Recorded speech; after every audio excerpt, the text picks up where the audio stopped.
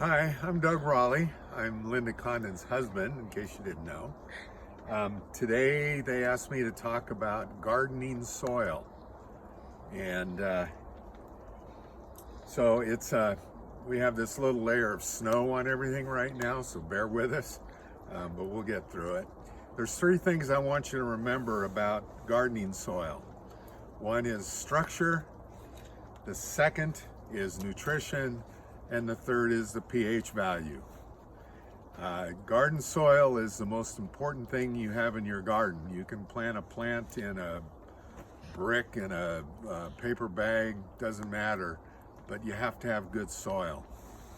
The strange thing about garden soil is it probably has little to no dirt in it. You think about soil, you think about dirt, but that's not what you're looking for. The first thing I'm talking about is structure, and what you want is the soil to, when it's all together, you want it to be like this, where it's just very, very loose. And the reason is you want the roots in your plants to go as far as they can. The more root structure you have, the stronger your plants are, the more they'll produce. If you have tight, compacted soil, the roots don't go very far.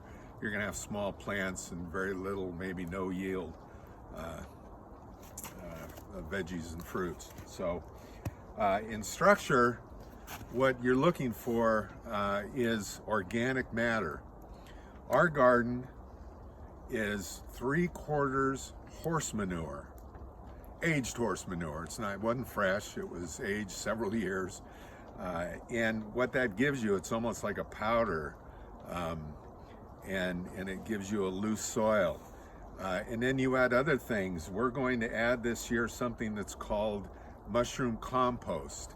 And it's underneath this, you can show it, it's underneath this cover right now, but it's basically steer manure. Okay, back over here. Steer manure, straw, and vitamins and minerals. They grow mushrooms in it, but they can only do that for about 6 weeks. And then they ship it off to nurseries and the rock quarry place that we have over here. This is where I got it. It comes pretty raw. It needs to be aged at least a year. We bought this last year. It's been sitting all winter long with the cover nice and warm, breaking down for us. You can add things like straw. If you live in the forest like we do, you can even go into the forest and find forest humus, and you just kind of brush off the top sticks and stuff, and underneath you'll find forest matter that has been aging for years, and that provides good structure to your soil as well. We also have, to keep it loose, you can buy things like rice hulls, which is in that big white bag over there. $15 over at the rock quarry.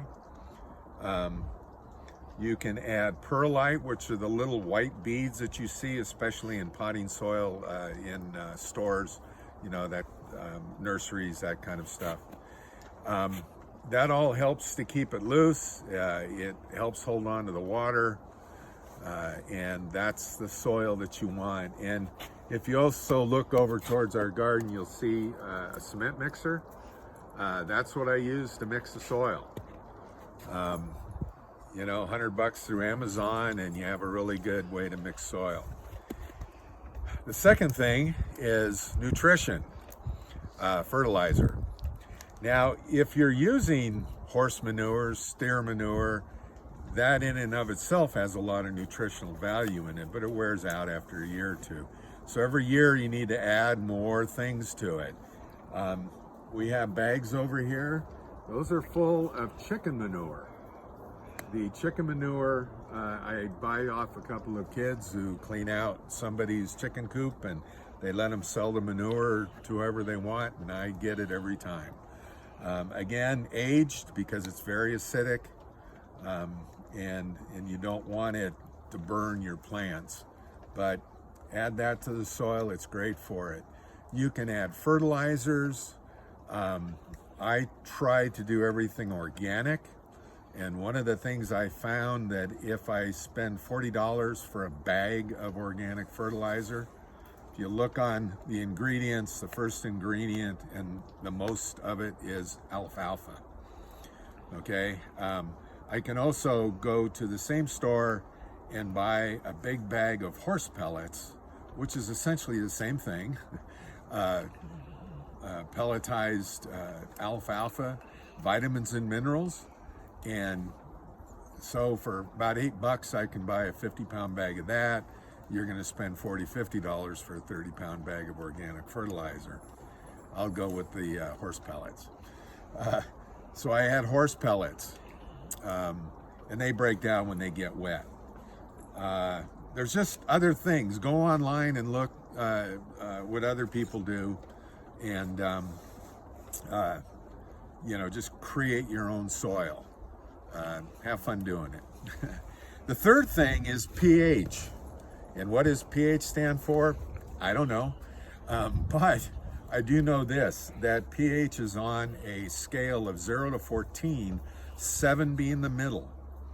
And when we're talking pH, we're talking acidic soil or alkaline soil. Whoa, snow falling on us. The acidic soil is good in that the more acidic it is, the more plants pick up nutrients. But remember too, just like us, you eat too much, it's not good for you. So you don't want your soil to be too acidic. Also, alkaline, the other side of 7, that gives you the sweeter fruit. Like tomatoes especially, you don't like acidic tomatoes, you like sweet tomatoes. So you want the pH value to be above 7. They say if you're between 6.5 and 7.5, you're good.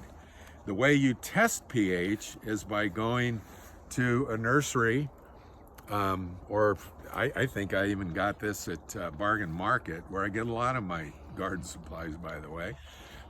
It's a few dollars, and whoa! Thought I'd show you my juggling act, but it didn't work. You just take this, you stick it into the soil, and it tells you your pH value. For instance, let's see here. I'm gonna put it on pH. Put it in the soil.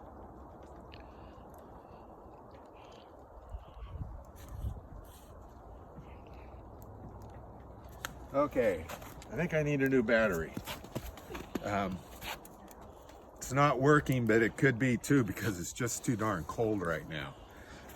But you get one of these and it'll tell you. And then if your soil is too alkaline or too acidic, you can go to like Ace Hardware, any of the nurseries, and you can buy bags of lime or sulfur depending upon which direction you need to go. Again, I'm just giving you a rough overview here in a few minutes. Go online, research, and dig into this at a much deeper level than what I'm doing for you. The last thing I suggest you do is you have gardeners in the church now. Ken Ingram, the Blazzards, Condon Raleighs. Talk to us. You know, if you want to start a garden or you want to improve your garden, talk to us, because we talk among each other and we get ideas, and that's how we do better each year. Because every year we can always do better than we did the year before. So it's a lot of fun. We have a good time with it, and I hope you do too. So that's my little lesson on soil for you.